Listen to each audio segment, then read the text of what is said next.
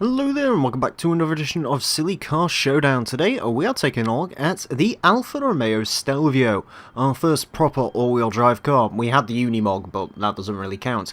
This car was requested by SM8FF15, catchy name. And yeah, this one was an interesting one, that's sort of why I picked it. I was not expecting the Stelvio, of all things, to get recommended, but I am very appreciative of it because I really do quite like the Stelvio. I know a lot of people will have a go at these performance SUVs, the influx of them, how many bloody versions of SUVs we have these days. But, you know, I've sort of gotten to the point now where I'm starting to accept the fact these things exist. And the Stelvio is probably my favourite of all of them because it's essentially a four-wheel drive Giulia Quadrifoglio with a 500 horsepower, which is a lot of power. However, we are probably not going to stick with the stock engine. Our engine options are the 5.2 litre V10, the V8 twin-turbo out of a Ferrari 488, and then we have the 458 V8. We are going to go for the V8 twin-turbo because it's a pretty unique engine swap.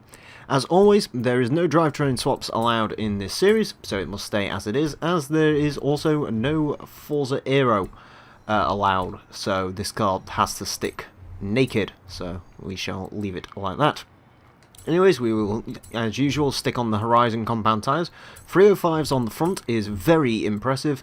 335s on the rear is even more impressive. And this is the first car we've had that actually has the option for the track width, so you can sort of increase the size of the tyres, get more tyre sort of mass down. It sort of improves the centre of gravity and whatnot, I believe. That's probably a really silly way of explaining it, but there you go. I'm not going to do it too much. I know the more you do it, the more PI probably would increase and the car would be faster, but I don't want the cars to look absolutely bloody ridiculous. So, I'll only do it one stage on the Stelvio. Anyways, moving on to the brakes. I don't actually know. Maybe I'll have to have a look into that. Jesus. Drop it like it's hot. This thing's definitely about the right height of the Giulia now, actually, which is pretty interesting. Anyways, we are, of course, going to want the roll cage, which is going to add a lot of weight, but we're going to remove a fair chunk of weight with the race weight reduction. This thing really does look quite... I don't know if it looks cool or weird, or a mixture of both, actually. It's sort of...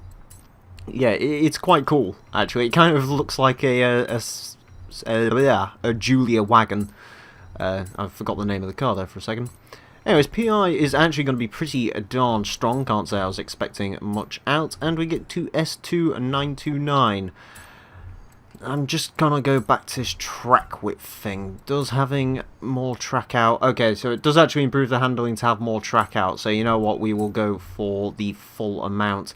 It doesn't actually look too ridiculous now that the car is lower to the ground.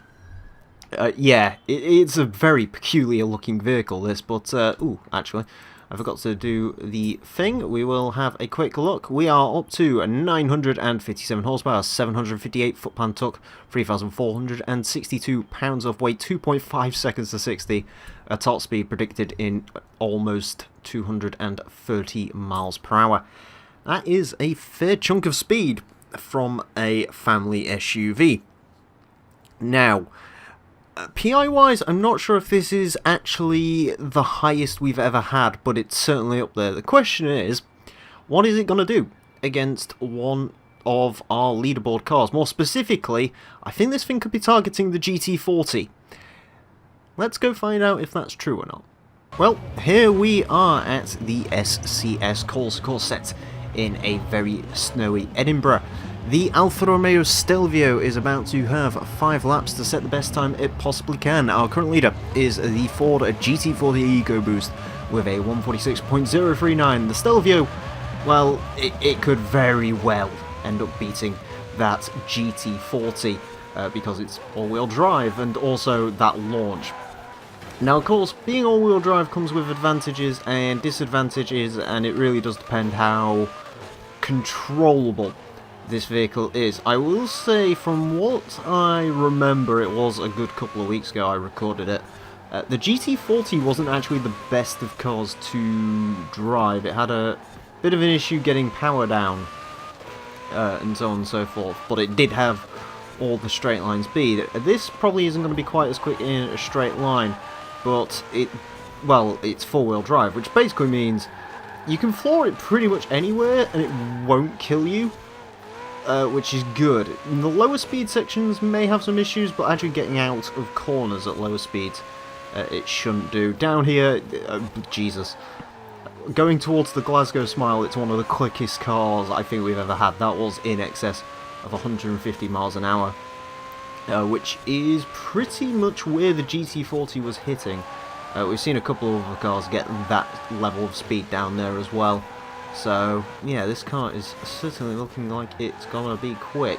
One place four-wheel drive is definitely going to help it out is around this bit.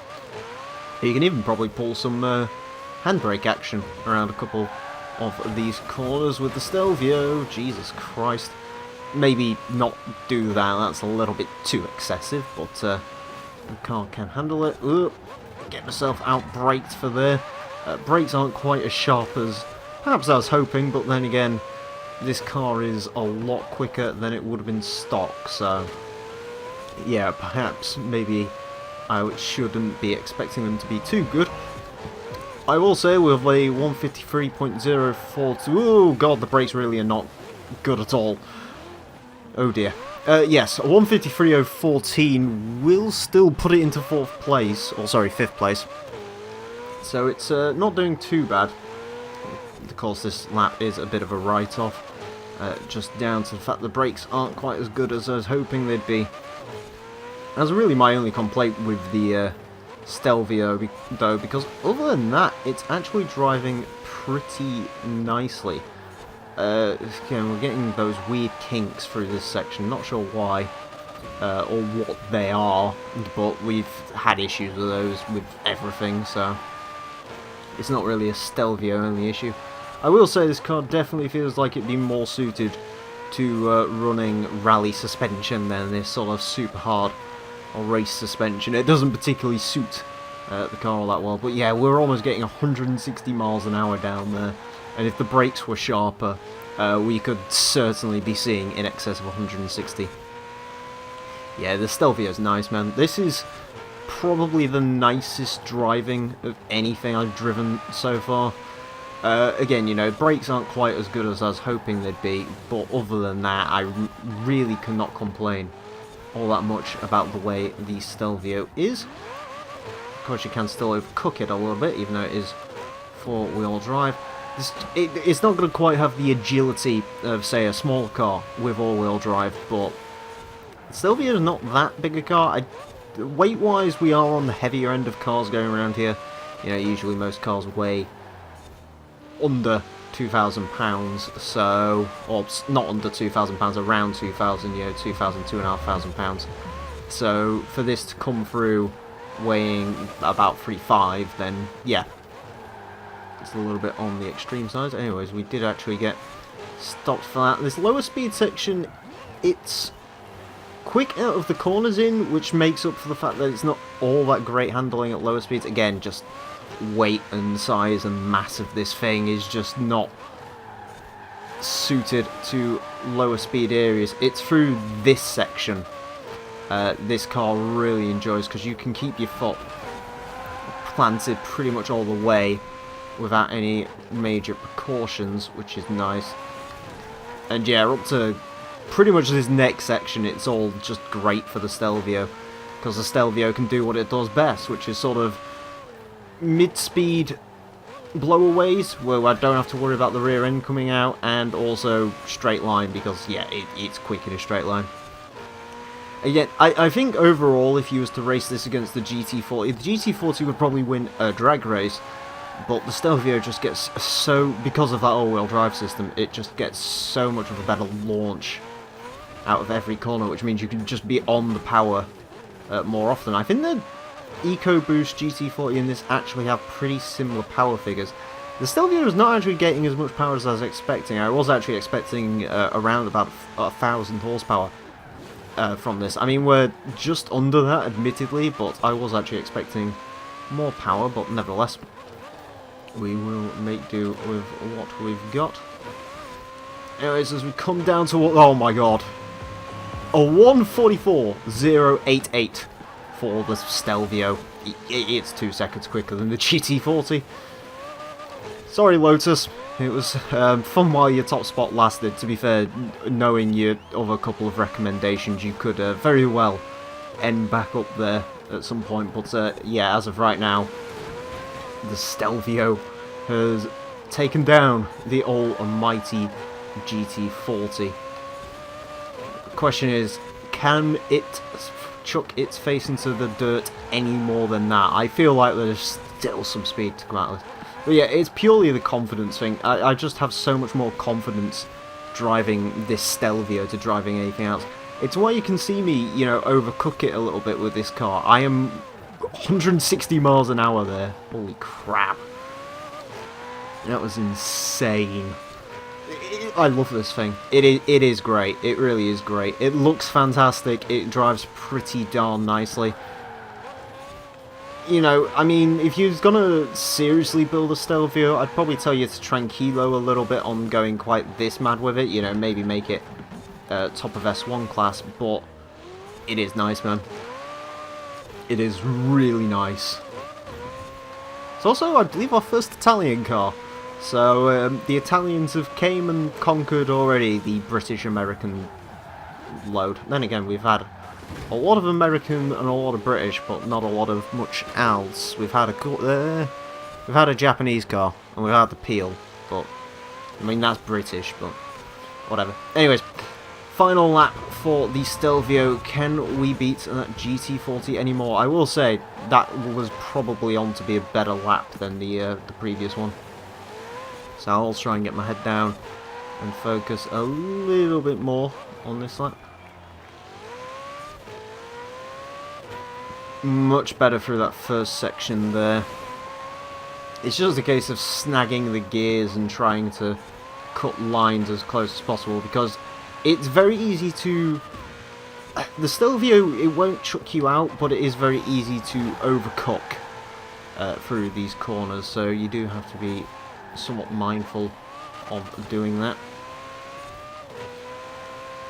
As we accelerate down the Glasgow Smile once again, we get almost 160 miles an hour. I'm going to try and stop early. Yeah, maybe should have stayed in third. But that is cleaner through there. I don't think hitting that bench on the way out helps, but it was definitely cleaner. We'll move over here. Go on, Stelvio. If anything, I'm actually slightly limiting the car just because I'm scared of like missing checkpoints and stuff. But yeah, the car really is phenomenal. I like this thing a lot. I knew as soon as I encountered something four-wheel drive on this series, it would be nice. But I was not quite expecting it to be this glorious. Of course, we hit that checkpoint. We did hit the checkpoint, which means we are going to go to a 1:43.204. Yeah. I really like this thing. I really, really like this thing. It's a very quick car. It's a very pretty car. And yep, it can still haul a family and a dog. Although the roll cage might make the dog a little bit claustrophobic at this point. Anyways, with that 1:43.204, it is easily gonna go into first place and knocking off our previous champion, the Ford GT40 Ecoboost, by just under 3 seconds. It is 5 seconds up on a Porsche Cayman. Yeah. It's incredible.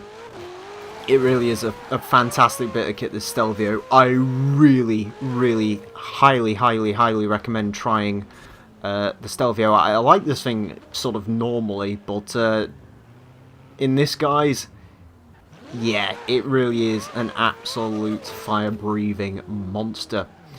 Anyways, thank you all very much for watching this edition of a Silly Car Showdown.